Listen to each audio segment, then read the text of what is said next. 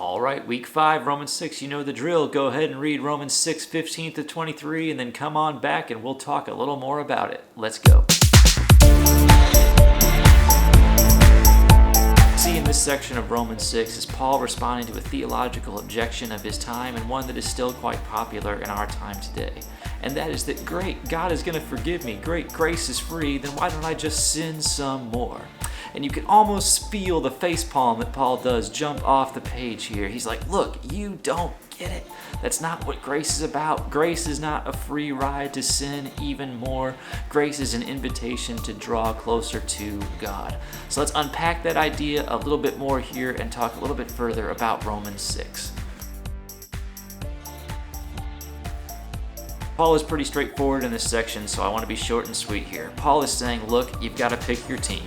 Either you're with God and you're going to leave your life of sin, or you're with sin and you're going to leave your life with God.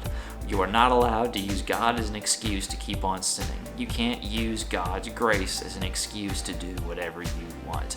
Dietrich Bonhoeffer was a theologian in the 20th century who called this cheap grace, and it's still all over the place. Many people teach that, look, live whatever life you want, God's going to forgive you anyway, don't worry about it.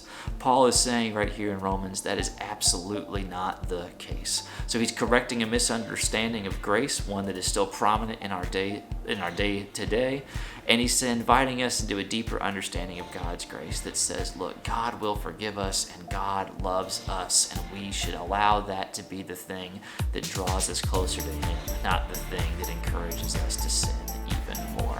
So that's what's going on in Romans chapter 6, and I'm looking forward to hearing about how you teach it this week.